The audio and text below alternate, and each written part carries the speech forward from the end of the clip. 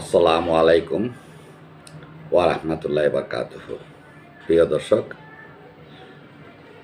National tea company ২০২০ সালে CIC টুডি সংক্রান্ত দুর্নীতি খতিয়ান।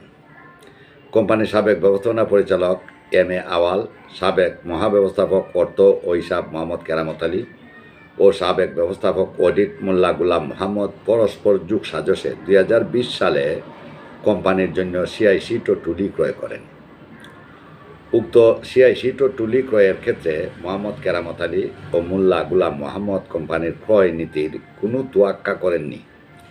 নিজেরা আর্থিকভাবে লাভবান হওয়ার অসৎ উদ্দেশ্যে পণ্য সরবরাহ প্রাপ্তির পূর্বেই মালামালের মূল্য বাবদ ভিএসপি কোম্পানিকে ক্ষমতা বহির্ভূতভাবে ৩৯,২৪,৯২০ টাকার একটি চেক প্রদান করেছেন। অথচ কোম্পানির ক্রয় নীতি অনুযায়ী ৫ লক্ষ টাকার উপরে কোনো চেকে স্বাক্ষর করার ক্ষমতা মোহাম্মদ কেরামত আলী এবং এম এ আওয়াল সংরক্ষণ করেন না। উল্লেখ্য, তৎকালীন ব্যবস্থাপক অডিট মোল্লা গুলাম মোহাম্মদ ক্রয় কমিটির সদস্য ছিলেন। তার সরাসরি তত্ত্বাবধানে সিআইসিটগুলো ক্রয় করা হয়েছে। ২০২০ সালের সিআইসিট এবং টুলি ক্রয়ের ভয়াবহ দুর্নীতির চিত্রগুলো সাধারণত নিম্নরূপ। ৩২ খ ন্যাশনাল টি কোম্পানির ক্রয় নীতিমালা অনুযায়ী ৫ লক্ষ টাকার ঊর্ধ্বে কোম্পানির যে কোনো মালামাল ক্রয়ের ক্ষেত্রে প্রথমে নির্বাহী কমিটির সুপারিশ ও পরবর্তীতে বোর্ডেরও অনুমোদন নিতে হয়।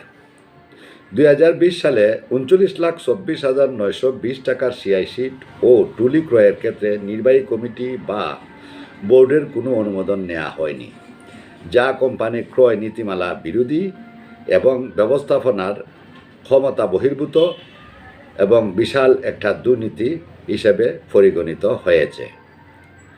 ৩২ খ দ্বারায় কোম্পানির ক্রয় নীতিমালার অনুযায়ী ৫ লক্ষ টাকার অধিক মালামাল ক্রয়ের ক্ষেত্রে নির্বাহী কমিটি বা পরিচালনা পর্ষদেও অনুমোদনের পর ২টি জাতীয় দৈনিক পত্রিকায় টেন্ডার বিজ্ঞপ্তি দিতে হয়। ২০২০ সালের সিআইসিট ক্রয়ের ক্ষেত্রে তা মানা হয়নি, যা দুর্নীতি ও কোম্পানির ক্রয় নীতিমালার সুস্পষ্ট লঙ্ঘন। ধারা ঘ কোম্পানির ক্রয় নীতিমালার ৩৪ ধারা অনুযায়ী যে কোনো চা বাগানের সিআইসিট সরবরাহ করা হয়েছে ওই বাগান থেকে ক্রয় নীতিমালার সাথে সংযুক্ত ফর্ম ১৩ পূরণ করেও সদর দপ্তরে প্রেরণ করার পর বিল পরিশোধ করার নিয়ম থাকলেও এক্ষেত্রে অনৈতিক পন্থায় আর্থিক লাভবান হওয়ার উদ্দেশ্যে মোহাম্মদ কেরামত আলী গং মাল ক্রয় করার পূর্বেই এক চেকের মাধ্যমে ভিএসপি কোম্পানিকে পুরো টাকা পরিশোধ করে দিয়েছেন, যা ভয়াবহ দুর্নীতি। ৩২ ঘ দ্বারায় কোম্পানির ক্রয় নীতিমালার অনুযায়ী সংশ্লিষ্ট কর্মকর্তা কর্তৃক বিলগুলো যাচাই বাছাইপূর্বক ফ্রি অডিট করার পর হিসাব বিভাগে প্রেরণ করবে। পরবর্তীতে হিসাব বিভাগ উক্ত বিলগুলো প্রদানের ব্যবস্থা করবে। এক্ষেত্রে কেরামত আলী গং কোনো রকম ফ্রি অডিট ছাড়াই মাল গ্রহণের পূর্বেই এক চেকের মাধ্যমে ভিএসপি কোম্পানিকে সমুদয় টাকা পরিশোধ করে দিয়েছেন, যা পুরোপুরি উদ্দেশ্যমূলক। ক্রয় আদেশ পাওয়ার একদিন পর ১৯ মার্চ ২০২০ তারিখে কোনো প্রকার মাল গ্রহণ না করেও ক্ষমতা বহির্ভূতভাবে একটি চেকের মাধ্যমে প্রদানকৃত ৩৯,২৪,৯২০ টাকা উদ্দেশ্যমূলক।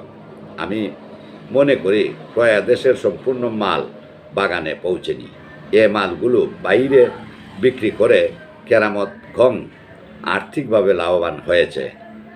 বর্ণিত সিআইসিট ক্রয়ের ক্ষেত্রে কোম্পানির বহিনিরীক্ষক খুদাবাসী চৌধুরী চার্টার্ড অ্যাকাউন্ট্যান্ট কর্তৃক একটি অডিট আপত্তি দেওয়া হয়েছিল তৎকালীন। তাছাড়া বিভিন্ন চা বাগানের সিআইসিট রেজিস্টার কাটা সেরা গসা মাজা ও সহকারী ব্যবস্থাপক সুয়েল আল আনসারি স্বাক্ষর জাল করে সংখ্যা পরিবর্তন করা হয়েছে।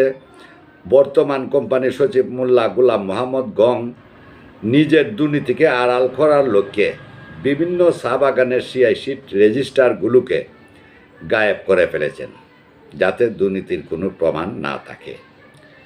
2020 সালে এই সিন্ডিকেট সিআইসিট সহ অন্যান্য ক্রয় প্রক্রিয়ার মাধ্যমে কোটি কোটি টাকা হাতিয়ে নিয়েছেন। মোহাম্মদ কেরামত আলী ও মোল্লা গুলাম মোহাম্মদ ও অপকর্মের কারণে ন্যাশনাল টি কোম্পানি লিমিটেড 2019-20 অর্থ বছরে 37 কোটি টাকা লোকসান করেছে।